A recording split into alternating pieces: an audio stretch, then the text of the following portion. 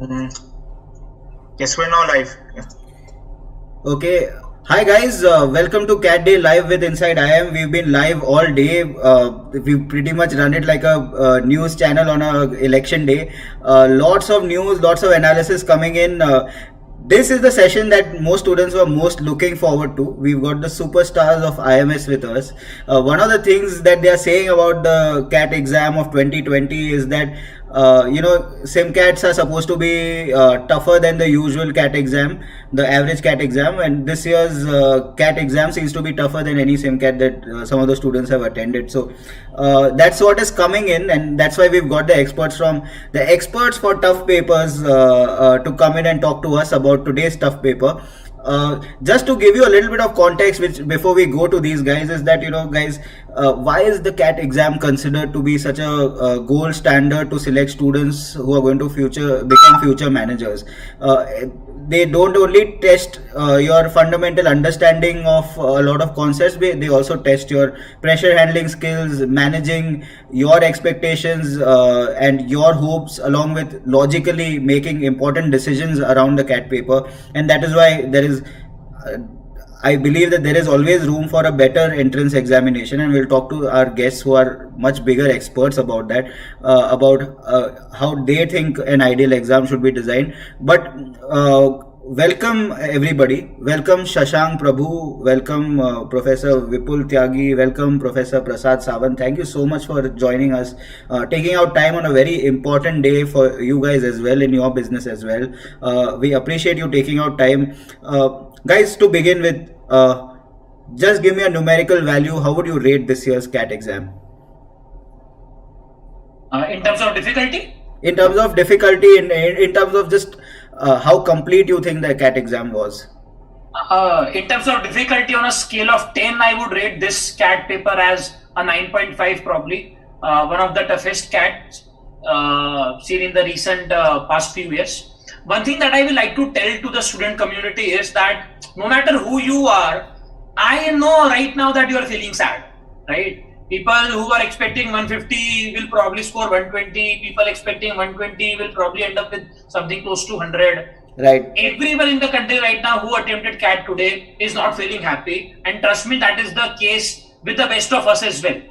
But what I will like to assure you is that when the percentiles are out, there will not be any impact on the kind of calls that you are getting. If you are expecting a call from IIM and you did decently, you will still end up getting the same number of calls. So the scores might go low, but our end goal was never to get 140 marks in CAT or 150 marks in CAT. It was always to go to a top-notch college, and that dream has not been compromised. So I have talked to a lot of sad and depressed students today, but I will like to assure this to each one and every one of you that the percentiles will take care of themselves. Trust the math. Right. Shashank sir, if you could come in here, what are your thoughts and how would you rate this year's CAT? Yeah, in terms of level of difficulty, again, as Vipul said, it was fairly difficult. I would probably not say 9.5 because we have seen more difficult Quant sections stand alone. So 2018 right. Quant was far more difficult compared to what we had today. Verbal, yes, it was difficult.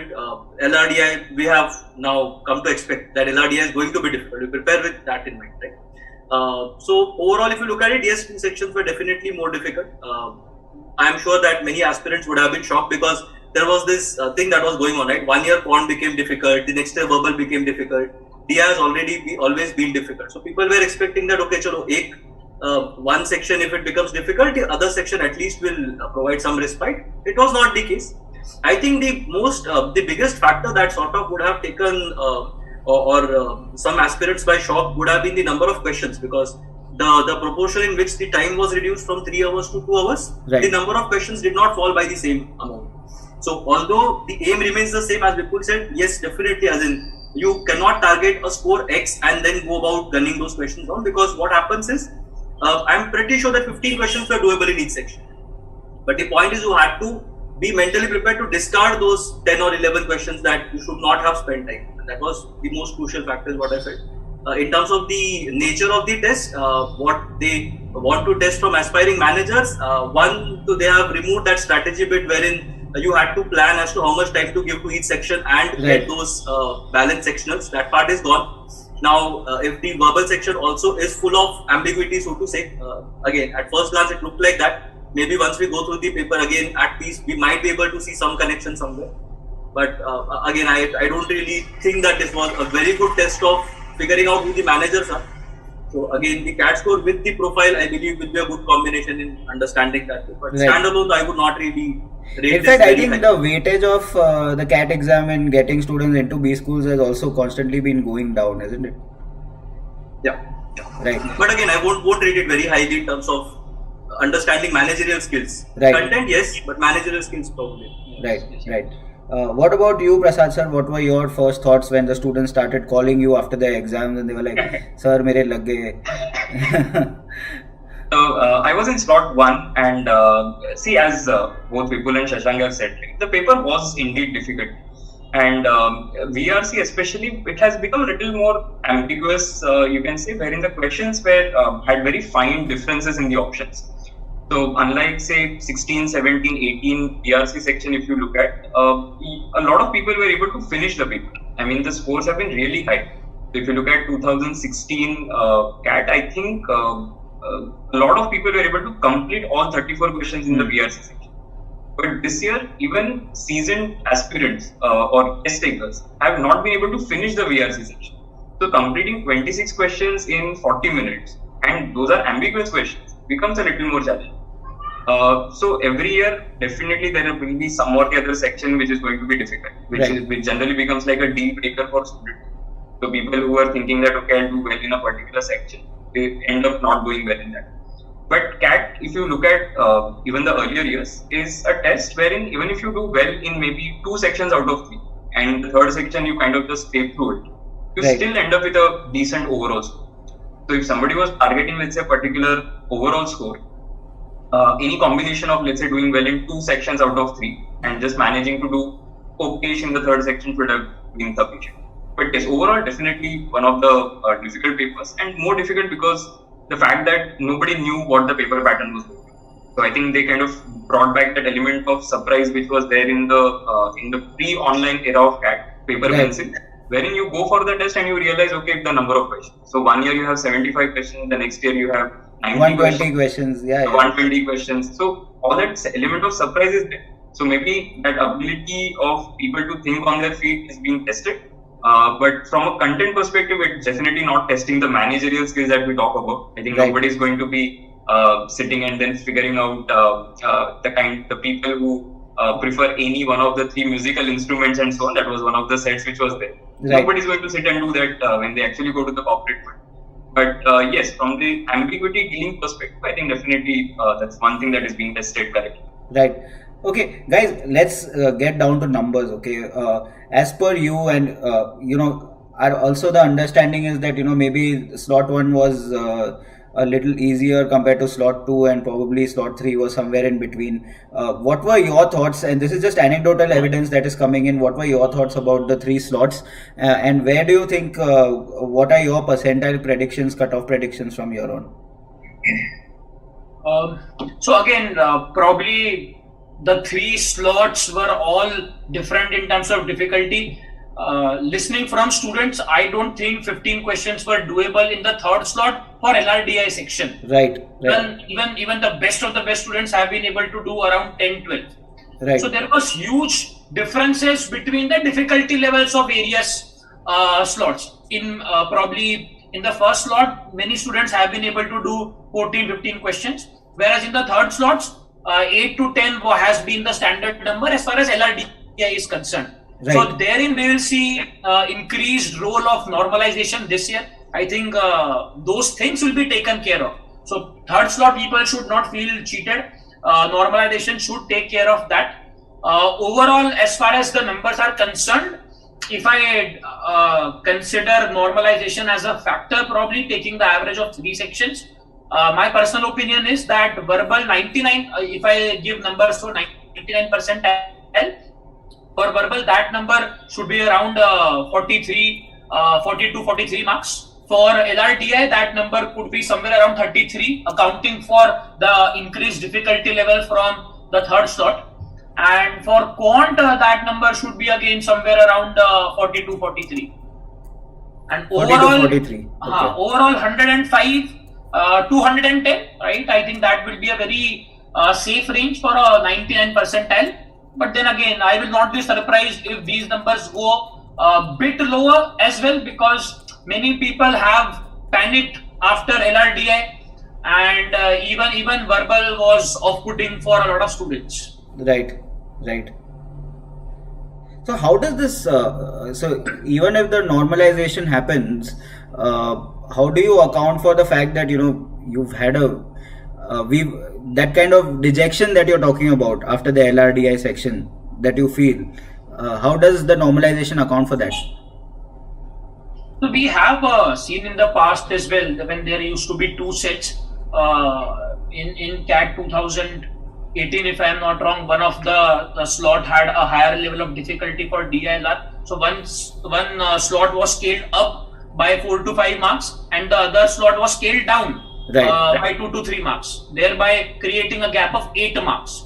So that this year could be easily possible, where let's say a score of 30 in the first slot might be equivalent to a score of 20, 22 in the third slot. So they do that by various statistical measures, right? And I think that part students should not really worry about. Okay, what are your opinions, Shashank and Prasad, in terms of the cutoff predictions?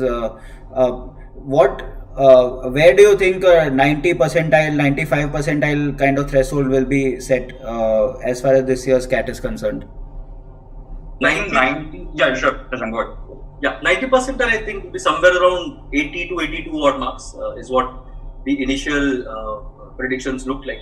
95 would be somewhere around the same number of marks. 94, 95 marks will probably correspond to a 95 percentile is what we feel. Overall, again, yes, 100, 110, 120 are generally the milestones. So your 97, 99, 99.5, that's what it looks like. Overall, if you look at it, sectionally, as in if you look at each section, what Vipul said, right, 40 to 42 seems to be the norm, and DI maybe somewhere around 30-ish or 35-ish is what it looks like. If you add everything and if you look at it, overall if you look at it, out of 228, if we are talking about 110 or 105 for that matter, 99 percentile will be more difficult to achieve this year, because last year I think the corresponding value was 158 marks, which was more than 50%. So this year we are looking at a 99 percentile at a less than 50% of the total score. The sectionals more or less remain same. That is the problem with the distribution being a bit narrower compared to last year. So last year we had scores ranging, so serious aspirants ended up scoring from 60 marks till a good 170, 180, 190, after which the outliers started to happen. So there was a big range that we had. This year that range is also going to be constricted, because we are saying that, okay, 99.5 percentile will be 120 marks, whereas a 90th percentile will possibly somewhere around 80, 85-ish marks. So now we have very less gap in terms of 90 and a 99, let's say, for that matter. So 25 marks is basically 6 questions. You convert 6 questions from incorrect to correct, you end up going from a 90 to a 99. That seems to be a big jump. That's again one of the reasons why this test might not be graded very heavily, because of the luck factor that comes into the picture. An ambiguous BA section, I mark C, someone else marks B, that person gets it right, I'm straight away 1 or 2 percentiles behind where I should have. So that is basically what is going to create the difference. But yeah, that's basically the scores that we're expecting. Right. Prasad, what are your thoughts on this? Yeah, I think the numbers remain more or less the same. Both Vipul and Shashank, the numbers that they have shared won't really change much from there. I think a 99 percentile could be anywhere between, say, 100 to 110. But the thing is, a lot of times the way people look at the difficulty, right, it's a very subjective. So if I find something easy, somebody else would have just thrashed it. Somebody would have found it difficult if I had found it easy. Right. So there's always that variation that you have to account for. Plus, as Shashank talked about the outliers, you never know how outliers will come into this entire picture. Because if I say that, okay, an attempt of say 10 questions in LRT is good enough for a particular section, there would definitely be outliers who would have attempted say 15 or 16. Right. So even today, when I spoke to a lot of candidates, people said that, okay, in Quant we have attempted 15, 16, 17. But one student I spoke to said that I have attempted 20. So there will always be people who will fall in that range. And beyond, if you look at that curve, if you look at the distribution of scores, Right. Beyond a certain score, you will have very few people. But definitely these people are the ones who kind of raise the bar. So every year when you look at the scores, you have to aim for a score in that range to be able to cross your 99%. Right. I will always say that, okay, aim as high as you can. As Shashank said, VRC, that element of luck is always there. So if you, because the questions are ambiguous, right? So even last year, I think a score of 64, 66 in the VRC section corresponded to some 99.1%. And that was way lower compared to the previous years. So Right. Again, let's see this year, but I think overall, between sections, 40, 42 in VRC, I think about 30 in LRTI and another 42 in Quant, making it combined, I would say 105 to 110 should be like a 99%. Right. Guys, want your review overall on each of the sections. What do you think they were doing with Quant this year? Let's go deeper into the makeup of the Quant questions, how the mix has been, what has changed in the last 2-3 years as far as the Quant section is concerned, as per you guys, and does it give you some larger point about, you know, whether they are trying to attract more diversity by how they are making the Quant questions, or what areas they are making the Quant questions in, etc. What are your thoughts on the Quant questions? Yeah, so if you look at the Quant section, as in one major change that has happened from paper-based tests to the CBTs in general, or over the last few years at least, has been the dominance of arithmetic and algebra when it comes to the test. Now, whether it encourages diversity or not is again something that I would not really subscribe to, because arithmetic and algebra being dominant does not mean that engineers will lose that edge and non-engineers will have that edge. You will always have a non-engineer who is good at maths and who will end up doing well. Right. So I think two of us are non-engineers here in the panel, and both of us are Quant faculty. So again, I don't really associate gender or academic background to being good or bad at math. So that is one thing that I would not sort of correlate. Sure. The other thing is, again, because arithmetic and algebra have taken precedence, one thing that I saw this year was the questions were sort of mechanical in nature, especially in the first order, and even I took it as well. It's basically either you knew it or you would have been able to solve it by using a longer method. Right. So direct application of concepts. If you know what exactly to do when you are reading the question, that would have saved a good 30-40 seconds. If you put in 10 questions like that, the person who has prepared diligently, who has sort of undergone formal training, will be able to crack these questions in a better manner, thereby getting 6 or 7 minutes more that could have been used to solve the questions that require that much amount of time. And end of the day, if we are talking about those 3-4 questions making a difference, this basically was sort of a test that I felt was designed for someone who had prepared diligently. Someone who would not have been prepared if this person would have gone and sat for the test. This person would have been able to attempt 26 questions, but in 90 minutes. So preparation, I think, played a big role in Quant this year. Last year or the year before that, I think much more compared to those 2 years is what I felt. Okay. I think just to add to that. Yeah, please. So one thing is when we talk about diversity, right, and or including a diverse set of people as part of the candidate pool as well as in these pools. I think one thing that comes up in the minds of a lot of people is the Quant section. Right. So everybody is like that. I am an engineer, so I'm good at Quant. I'm a non-engineer, I'm not good at it. So that white or black thing doesn't work. It's a gray area for some. Right. But having said that, if you look at the kind of questions that are being asked, the earlier era of CAT, wherein you had a lot of technical questions, a lot of questions on coordinate geometry, very difficult permutation and combination questions, I think they have completely stopped asking those things. So there's no point asking somebody, okay, what is the distance between 2 points, or what is the area of a circle given 3 coordinate points. They don't ask those questions anymore. Right. Which I believe makes it more accessible. But at the same time, it doesn't mean that it increases diversity, right? But it definitely makes it more, at least a little bit accessible for people. I think today, if somebody had done algebra and arithmetic properly, I think that person would have survived, right? So at least stayed afloat. Okay, let's move to the much talked about DILR section. There has been a history of them, the section becoming tougher recently. And what were your thoughts about the DILR section overall, and why is it that you think they are trying to make that section tougher? It still was the toughest section out of the three. I'll say on an average, it was the toughest section this year as well. Right. I honestly don't understand the rationale behind some sets. It defies logic in my opinion. How is a manager supposed to be making a table of 8 cross 8 with 32 different elements? So I really don't know the logic behind those sets. Probably some people believe that it's probably a very neutral section, right? So it's believed that people who studied in English medium school have an advantage in verbal section. Right. People who belong to a math background are supposed to have an advantage in the quant section. So DILR section is believed to be a neutral section where nobody has an inherent advantage as such. And this logic probably made sense in papers like CAT 2016. When verbal was easy, quant was also easy, and in order to distinguish between an average student and a very good student, you needed to have one difficult section. So it probably made a sense in 2016-17. But when all of the sections are difficult on an average, verbal is more difficult than average, quant is more difficult than average, and on top of that, especially for slot 3, you give unsolvable DILR. I don't know how that improves your diversity. As far as diversity is concerned, I think we need to do something after 10th standard.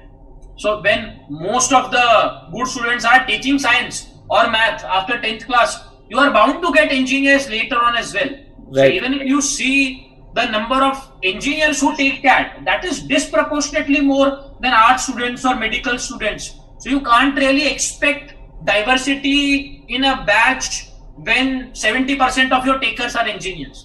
So I don't think so this paper did any justice as far as diversity is concerned, or for that matter, I don't think any paper can do justice to improve your diversity. That probably is much more of a grassroots problem than can be solved by a question paper of 2 hours. Right.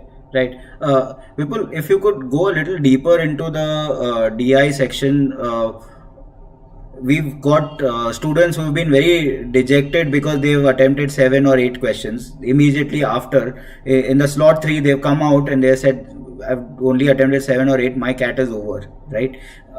Whereas the truth may not be that may not be the case. They may still end up getting a 90 percentile plus if they've done well in other sections. Yes, absolutely. So, especially for slot 3 people, yeah. I can very well say that with certainty right now that if you are scoring 20 marks, you will be easily clearing all the cutoffs, easily, right? And you will not face any problem in any of the IIMs provided you are able to balance that with the other 2 sections. Right. Just to give you an idea, right? So there was a slot, there was a set in my paper which had 8 students, right? A, B, C, D, E, F, G, H. And they are mentored by 5 different professors. And they belong to 3 different subjects. 4 of them belong to economics. 3 of them belong to sociology, and 1 of them belongs to anthropology. All these students are to attend 8 different seminars, and these 8 different seminars will be conducted in 4 different slots. That is 9 AM, 9:30 AM, 10 AM, and 10:30 AM. And every time slot has 3 rooms. And now you need to arrange all this data, right? So we have 3 subjects, we have 8 students, we have 5 professors, we have 4 slots, we have 3 rooms. No doubt some of the questions were really easy in this particular set, but in order to solve the entire set, you need to spend 15-20 minutes probably, right, in some instance. And especially if that was your first set, and after 7-8 minutes, you don't see anything green on your palette. Right. That automatically creates a bit of panic, right? So I personally, I was not able to do anything for the first 8 minutes. The first green on my palette was after 12 minutes. Now, obviously, I have no pressure. I am not trying for any IIM right now. So I was still calm and I could still end up doing 3 sets. But a student who has diligently prepared for the past 250 days, 300 days, and if he is not able to solve a set in 10 minutes, he is not even close. That panic was very natural.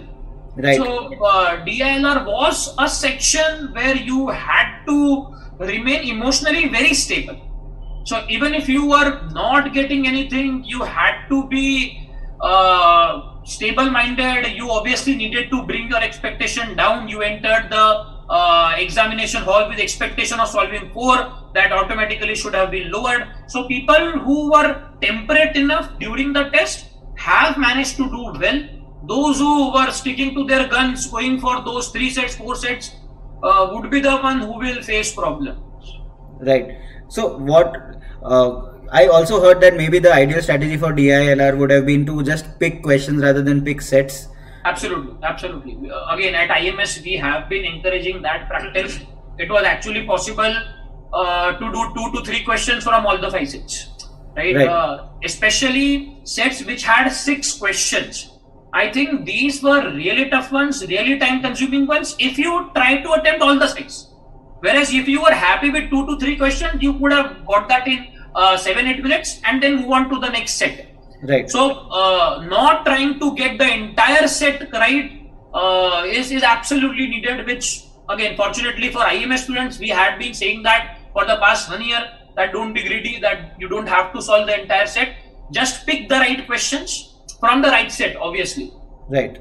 Okay. And a couple of things, if I may add. Yeah, please. So, see, one thing is now, DI seemed doable, at least in the first lot, something you could have done. Now, the problem is, this was extremely similar to CAT 2017 slot 1. So, CAT 2017 slot 1 had a lot of questions that you could have done, but the point was the questions were how many routes are present if you join each city from, right. or how many flights can you have, how many people are accessible, what is the maximum number of people who could have cleared physics and chemistry but not maths. So we had those kind of questions wherein I'll get the answer, but I don't know whether I'm not confident enough of saying that okay chalo, I've got it right and this is definitely 3 marks in my book. Especially in slot 1 we could see those questions wherein I could solve it, but I'll find it in the options as well, or again worst case I will be able to write something in the form of theta, but then again I don't know how much I have asked. That is one thing. So that's why a lot of people who have attempted heavily might also see a drop in terms of expectation versus reality, because some of these guesses might not go in their use. The other thing was that 4 and 6 wala bit again might have taken some people aback. Yes. Yeah. And this was sort of more or less equivalent to a ZAT 2011. ZAT 2011 was an exaggerated version of this, wherein you had 1 pointers, 2 pointers, 3 pointers, 4 pointers, 5 pointers. So that was an ultimate test of where your grid will take. Now in this case as well, because you had 6 questions in one set, you had 4 questions in another set, people will be like, okay, end of the day I have to solve a set. Yeah, I've got a lot of students in the chat saying that this was my first chat when Vipul was talking about that set. A lot of them took it as the first set, and the other ones were like really ruining the fact that they spent so much time on that set. So that grid had to be balanced. And again, one should always treat a set on merit. आता है तो करना चाहिए, नहीं आता है तो नहीं करना चाहिए. अब उसके अंदर फिर 8 क्वेश्चन हो, 10 क्वेश्चन हो, फर्क नहीं पड़ता. नहीं आता है तो नहीं करना है, सीधी सी बात है. Another thing, there was one easy set which I found in the entire paper, and it turned out that all the questions in that set were individual questions. All 4 were if. Right. So again, even in that, one had to give 10 to 12 minutes to get 4 questions. So there was no respite in the entire paper as such. Right. Prasad, which slot did you take the CAT in? I was in slot 1, morning slot. Okay. So I wanted to talk about VA. We got particularly a lot of grief for VA in the first slot. So what was your experience of VA in the first slot, and overall what was your experience? I'm sure DILR didn't hurt you so much as Vipul is talking about it. So overall what was your experience? So VRC, see, as I said, I think CAT 16, 17, 18, all the 3 years. So though I'm not a verbal faculty, I've been able to finish my paper. All the 34 questions in the old format, right. 16, 17, 18, I could finish comfortably in about 55 minutes, 56 minutes with nice 4 to 5 minutes to go in the paper. last year was the first time in a long time that I was not able to complete, and that one last question that I marked was with I think 2 or 3 seconds to go.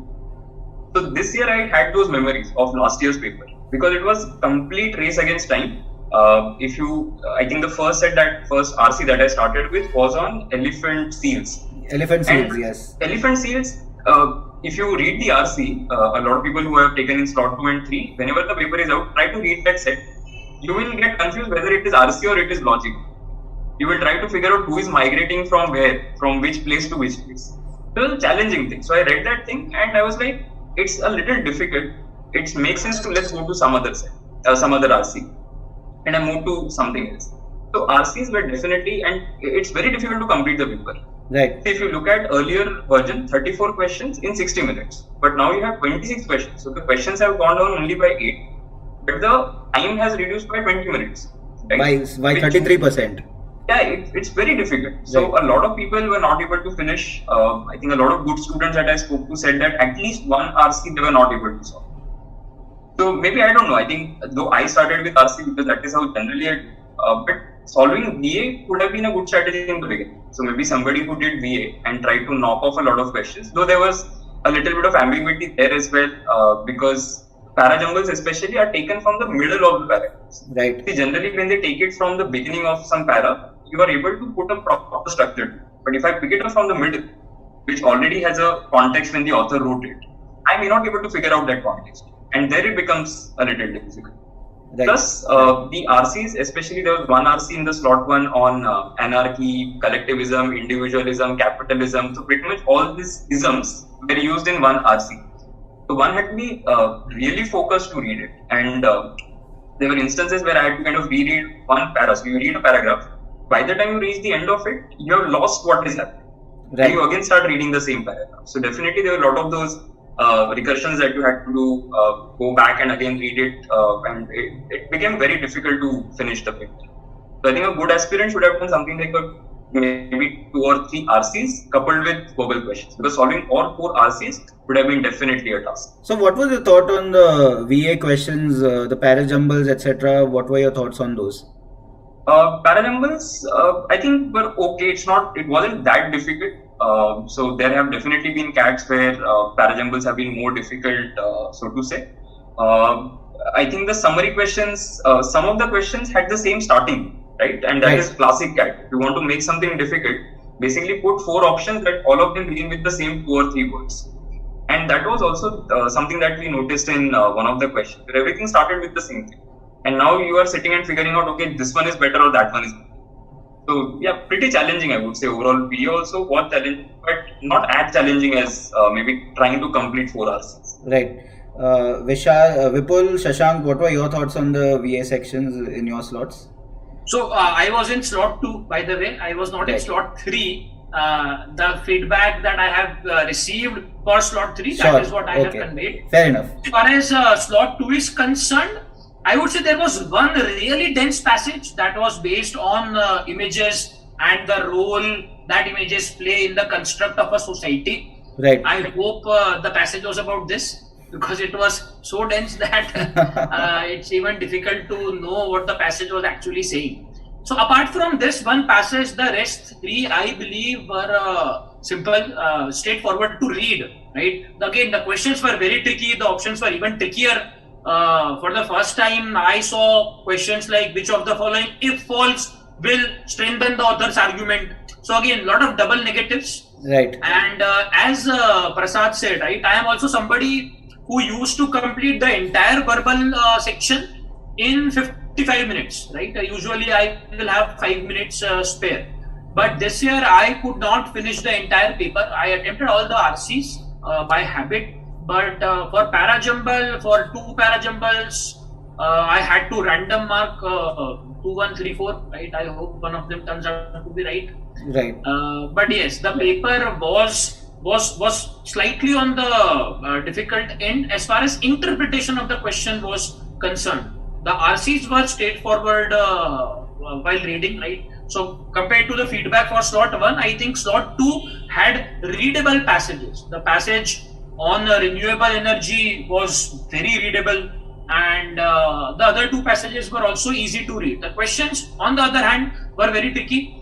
Just as last year we had questions where there are 4 words given, and which of the 4 words will best capture the theme of the entire passage. And again, all the option choices were really tricky, really confusing.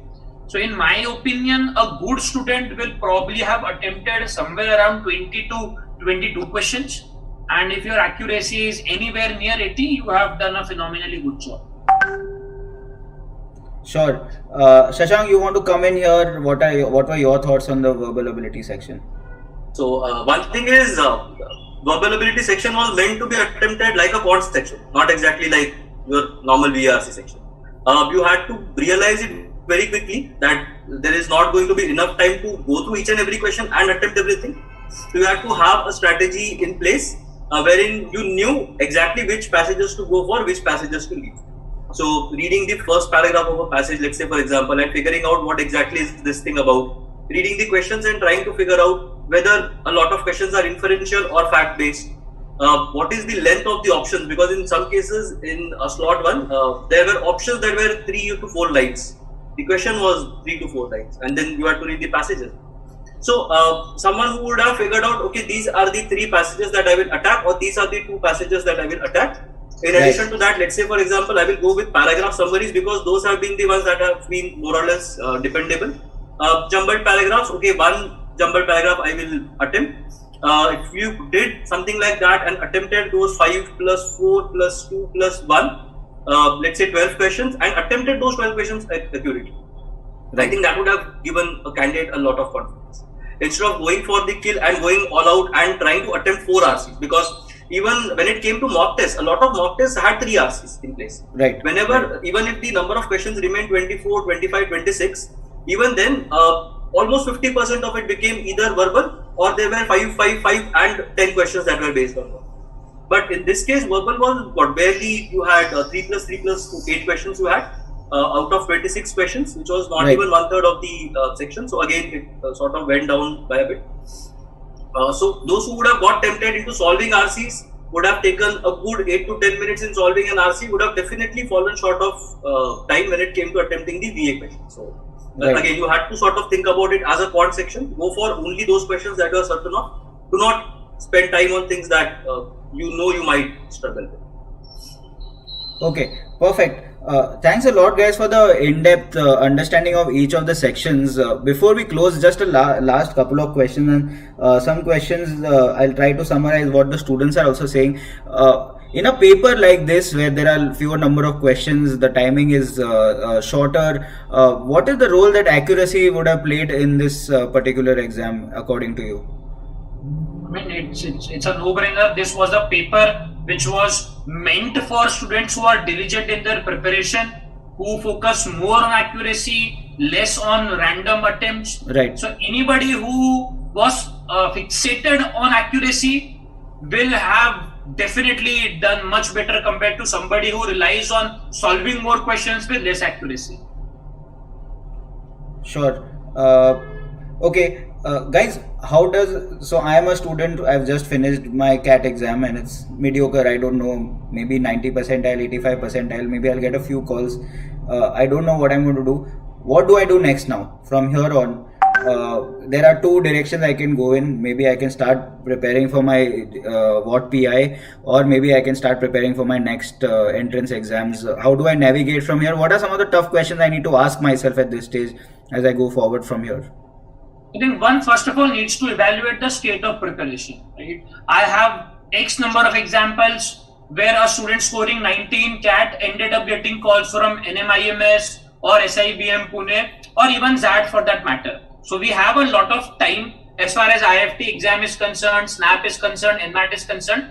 So the first thing that a student needs to do is take a break for a day or 2 if that is the need, and then re-channelize your efforts towards other exams. Again, nobody is going to ask you 10 years down the line कि CAT में कितना percentile आया था और किस college से MBA किया, right? You will be more focused on your job, on your career, on the kind of profiles that you are getting after 10 years. So you should remain objective, focus on going to a top 25, top 30 college, and you have ZAT exam, you have SNAP, you have NMAT, you have IFT. So 4 main exams are still there, not to mention tests, MyCat, and other exams. So a student should do 2 things in my opinion. First of all, evaluate your preparation and see if NMAT or SNAP or ZAT is crackable in a month or 2. And then mostly by Friday or Saturday, we should get CAT scores. If CAT continues the trend of giving the response sheet, based on the score, you will have to fill the right forms. So should we fill IIT, Kharagpur or other colleges? That call needs to be taken accordingly. So these are the 2 things that the student should focus. Do not bother about things that are not in your control. Your CAT percentile is no longer in your control now. It would be prudent to focus on other exams. Okay, guys, just one last question before I let you go. Is it possible to prepare for a ZAT or a SNAP in a month? Is it even possible to prepare for it? Yes. And if yes, then what is the key to that preparation from here on? See, specifically when it comes to the ZAT, so ZAT and SNAP are again 2 different tests. Absolutely. Yeah. ZAT, if you look at it, you have to understand the pulse of the test. If you look at the overall test, whoever would have prepared for CAT will be able to understand and answer the ZAT at this point in time. Now, what needs to happen is you have to understand the soul of the test, even IFT for that matter. Now, IFT and ZAT, if you look at it, the soul has not changed for a decade now, a good 10-12 years now. If you look at the ZAT, there have been changes in terms of pattern, there have been changes in terms of the number of questions, the level of difficulty, yes. But if you look at the soul of the test, it has remained more or less consistent. IFT more or less has remained consistent. So if someone is going to prepare for the ZAT or the IFT, I would strongly suggest that you dig up all the past 10 years papers that you can find out, try to identify the soul, try to understand whether you are, how far you are from the cutoffs. IFT specifically, I will ask people to just understand whether they are made for IFT or not, because what happens is IFT is there for just one institute at the end of the day. So you have to understand, if you want to put in that much of effort into a test that has only one institute associated with it. Right. I think I generally ask people to take IFT 2015, 2016, 2019, because these have been the IFTs that have been sort of those that represent IFT as a whole, if you look at it. Right. So take these tests, see how far behind you are the cutoffs, or if you are able to clear the cutoffs. If you are extremely close, you are missing the cutoff by let's say 20%. So fill the form and take the test. Same goes for ZAT as well, right? When it comes to the SNAP, I think SNAP is going to be sort of the test that a lot of people will bang their hopes on this year. Right. Purely because it's going to be a 60-minute shootout.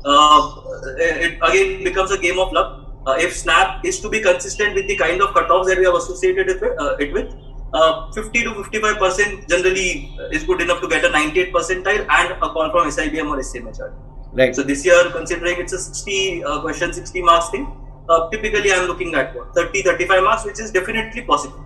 Right. So someone who hasn't prepared at all till now, and someone who sort of understands what SNAP is all about and prepares accordingly and is mentally prepared to deal with that 1 hour thing, I don't think an entrance test can become easier than this.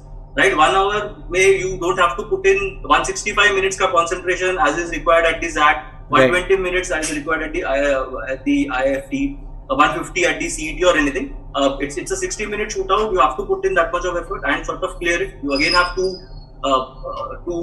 days or 2 different days in which you can take it. So again, everything is in your favor.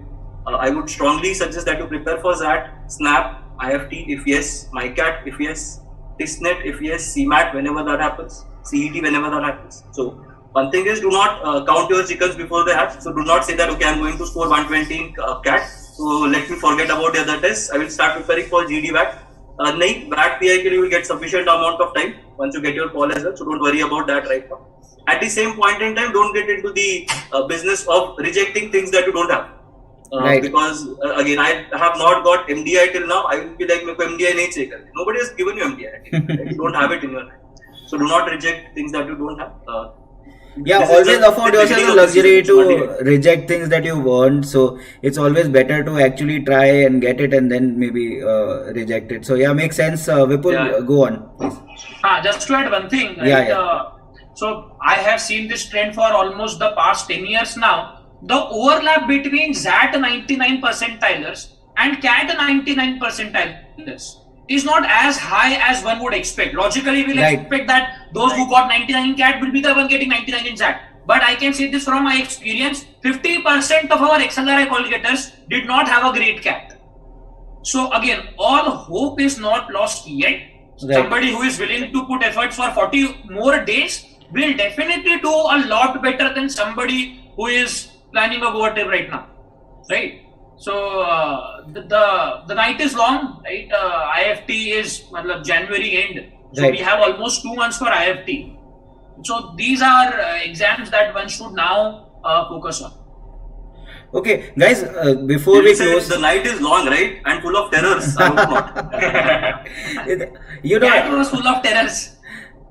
Cat was full of terrors. Yeah, that is the overall review, guys, of this discussion. Cat was full of terrors, and thanks a lot, guys, for joining in. Actually, I have a couple of more questions, so I have a little bit time. So, do you mind if I ask those questions as well? We have nothing to do now. Okay, great. So I just wanted to understand, did you hear from your students any feedback about the experience at the center? Because we've heard some of the students complaining about the fact that the program was lagging a little bit and not running to the best of its ability. Also, there were delays at the centers in terms of the starting of the exam, etc. That's a small thing, but there were some wrinkles at the centers. What were the things that you heard from your students? So I think these are center-specific things, right? Right, A lot of these minor issues that happen, these are center-specific things. You can't really hold, let's say, the IIMs responsible for that. But with respect to checking, right, there was vast differences between what kind of checking happened at various centers. Right. I've heard from students that they were managed to take pencils and erasers and everything in the test venue inside the testing lab. Whereas at places, in my place, for example, he specifically asked me, do I have a ball pen or a gel pen? Right? So it was that level of checking at one place. At other places, one of the students said that, sir, अगर मैं mobile phone भी लेके अंदर जाता था ना, तो भी कुछ नहीं होता. Because nobody bothered to check that. Right. But with respect to the social distancing, I think they've done a fairly good job. I've not had any complaints from anybody. Right. Most of the test centers were pretty well equipped, and I think that's a good step that they took. But I think the retina scan was a new change this time. No thumb and fingerprint impressions and so on. Right. So retina scan was a new thing. But yeah, those minor differences between that happen from one center to another are always there.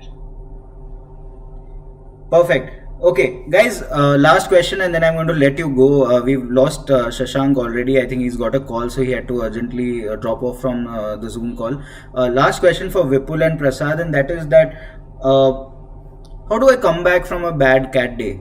Like, what is the thought process? And you will have students, I'm sure you've had students who've been calling you and crying and complaining and feeling like, the world has come apart, and it happens every year and it happens in every competitive exam. What is the advice you give to these students? How do you come back from it when you've had a bad CAT day? Okay, so Vipul, I'll maybe start here and then you can conclude. One thing that I like to tell everybody, right, is the motivation. A lot of people will now start thinking about motivation. They'll start watching motivational videos and all of that. They'll watch Laksh or something like that. Motivation is never external. So I always tell my students is, you go back to the day when you started dreaming of becoming a manager, becoming an MBA and doing your MBA from a very good piece. You think of that motivation, because that is something that is going to help you survive through this marathon that you're on. It's not a sprint, definitely it's a marathon, and one setback should not really decide the end result of it. Right. As they say, success or failure, no matter what it is not a final thing. If you've had a good CAT, great, but don't take GDPI bad lightly, because we have had cases where people do well in CAT but are not able to convert the college of their dreams. Or if you have had a bad CAT, again, don't feel very underconfident, and otherwise the remaining exams will also be affected. So I'll just pull myself together. Maybe, as Vipul said, take a break for 1 or 2 days. I think that always helps. But come back stronger. Right? Understand it is not the end. There are countless examples of people who don't do well in CAT, but ultimately get into the B school, which is fantastic. One of the top 20, 25, 50 B school, whatever is your target. Right. But I always tell people, look back on that day when you started, and that motivation is something that you keep telling yourself, that I made myself a promise, and let me not give up at this point of time. Perfect. Vipul, word from you, please. Adding my 2 cents. Truth be told, again, you cannot undo your CAT. What has happened has happened. My advice would be talk to your mentor, the person who has been guiding you for the past 6-8 months. Talk to that person. I am sure we always have a solution to most of the problems that students are facing. तो आपका पहला cat खराब हुआ होगा, but हमारे साथ ये experience पहली बार नहीं हुआ है. हम ये काम 10 साल से कर रहे हैं, राइट? तो we have solutions to most of the problems. Obviously आज की तारीख में हम जो भी बोलेंगे वो सारी चीजें स्टूडेंट्स को बकवास ही लगेंगी, बिकॉज वो इमोशनल स्टेट वैसा है. पूरे 6 महीने की तैयारी थी, 10 महीने की तैयारी थी, और एकदम से हम बिटरेड फील कर रहे हैं कि कैट ने धोखा दे दिया हमें. तो आज तो मतलब अगले 2-3 दिन तो थोड़े खराब जाएंगे if you feel you have not done well, but most students I have seen, they ultimately end up with something they actually deserved in the first place. So if not CAT, it would be ZAT. If not ZAT, it would be IFT. If not CAT this year, then next year. CAT हर साल आता है, right? Opportunity आएंगी. So there is no need to feel that this is the end of the world. There will be a future, and I am sure most of our audience will have a bright future. Perfect. Okay, thanks a lot, guys. Thanks a lot, Prasad. Thanks a lot, Vipul, and thanks a lot, Shashank, for joining us. This has been really valuable. Students have found a lot of direction and a lot of guidance from you guys. So we appreciate you guys taking out time on a very important day to speak to us and giving us that kind of attention and focus of yours. Hope the coming year brings more cheer to your classes. Hope you get to meet your students more like quickly, because I'm sure that is one of the biggest payoffs as a professor. So all the best, guys, and hope we all have a better year. Cheers. Thank you, Kunj. Thank you so much. And all the best to everyone. Thanks, Shashank. To the audience who have joined us, I'm just going to let you know we are quickly going to hop on over to the next session. The next session is going to be with Aks Srinivas. He's the national head of career launcher. He's been on our channel several times, and he's going to do an in-depth analysis of the CAT day, how each of the slots have gone, and his understanding of how the students need to navigate from here on. He's been a mentor to a lot of students on the Inside IIM channel in the past, and we are looking forward to welcoming him. A little bit of a shift in the time. 9:15 was the time on paper, but he'll be joining at 9:30. You'll find the link to his session in the chat as well as in the description. So hop on over there and wait around. He should be joining in the next 7 to 8 minutes, and we'll go live immediately. Thank you so much. We'll carry forward from there. Thank you.